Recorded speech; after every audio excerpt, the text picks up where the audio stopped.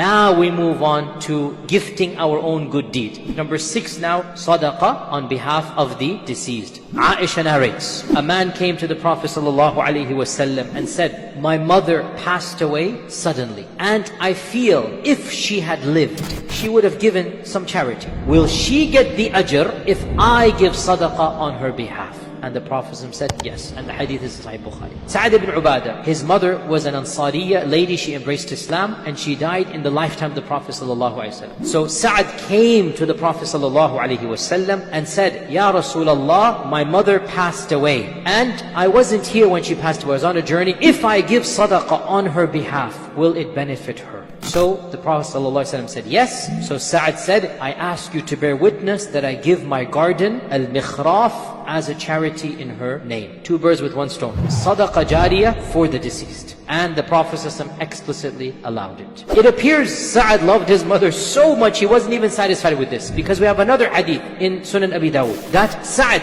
ibn Ubadah came back to the Prophet ﷺ and said, Ya Rasulullah, what is the best sadaqah that I can give for my mother? So the Prophet ﷺ said, a well of water. Sa'ad paid some money to dig a well, and he said, this is the well for Sa'ad. Number 7, Hajj and Umrah. Ibn Abbas said, hadith is in Bukhari, that a woman from the tribe of Juhayna came to the Prophet ﷺ and said, my mother made a vow to Allah that she would perform Hajj, and she passed away without fulfilling the nadhr. May I do Hajj on her behalf? The Prophet ﷺ said, let me ask you, if your mother left a debt, would you not repay that debt? She said, yes. So he said, the debt of Allah has more right that you fulfill it back. Do Hajj on behalf of your mother. And the Prophet was saying, this is a debt owed to Allah. Okay, what if you fulfill the debt? Now you just want to pay extra. That's not explicit, but there's one narration that is used. And this is the famous one in Abu Dawood, that when the Prophet was going for Hajj, the Prophet ﷺ was wearing the ihram, and a man wore the ihram and said,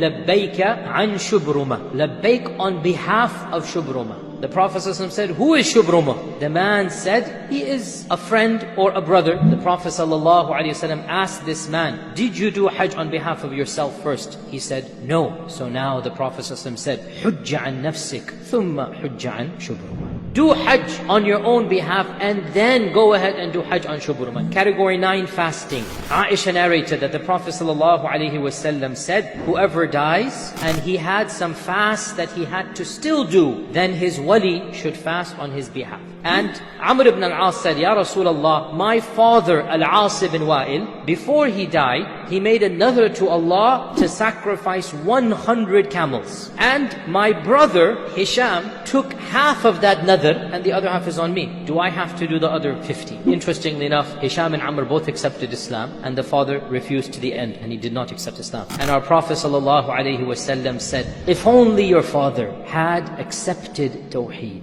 then if you had fasted and given charity on his behalf, he would have benefited from that. Meaning what? There's no point, because he didn't die as a Muslim.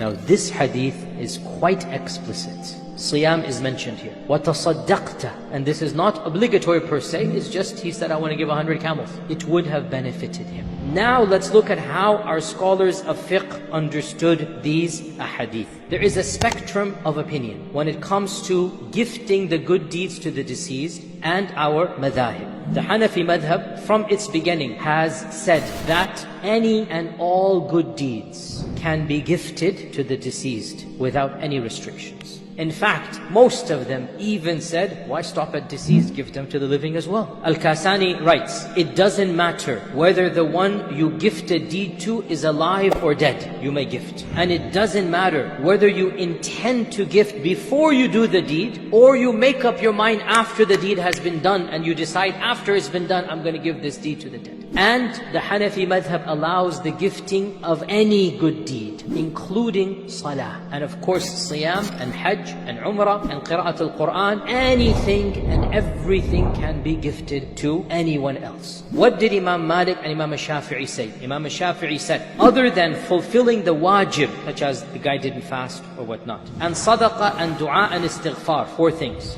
No deed benefits the dead and nothing reaches the dead. Imam Malik himself was on the same madhab as Shafi'i, no gifting. Imam Ahmad ibn Hanbal was of the opinion of Imam Abu Hanifa. Imam Ahmad ibn Hanbal allowed good deeds to be gifted to the deceased without any restrictions whatsoever. Ibn Qudama is the medieval icon of Hanbalism, and he writes, any good deed that a person does and gives its thawab to a Muslim mayyit, Allah Azza wa Jal will benefit the mayyit because of it. Some ulama said that when you read Quran for the deceased, what the deceased gets is the barakah and the sakina and not the reward. Ibn Qudama says no, that's not the case. Rather, the deceased gets the thawab. And then he says, and this is ijma' al-muslimin, the unanimous actions of the Muslims in every era and in every land. They come together and they recite Quran and they give the thawab to their dead without anybody criticizing them. Now, what do you think Ibn Taymiyyah, Shaykh al-Islam, said?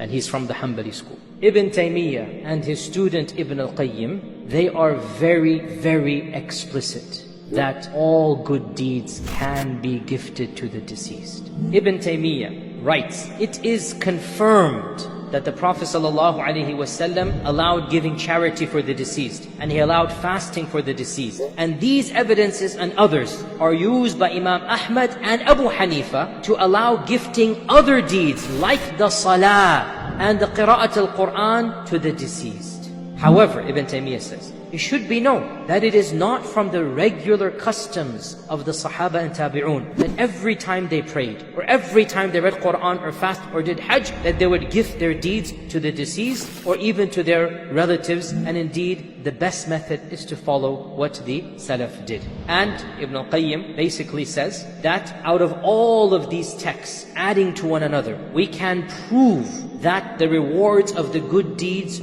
reach the dead when a living person does it for him. And even common sense and qiyas, i.e. rationality, proves this point. Why? Because he said, the reward of the good deed, who owns it? The one who has done it. So the one who has done it has the right to gift it to whomever he chooses. Just like in this dunya, if I have some money, don't I have the right to gift it to anybody? Then he mentions explicitly, as for reciting the Quran and gifting it to the deceased without paying, this will reach the dead just like fasting and Hajj reaches the dead as well. And I have no problem, you want to say that reciting the Quran is not allowed? This is what Imam Shafi'i said. But don't make the other group mubtadi'.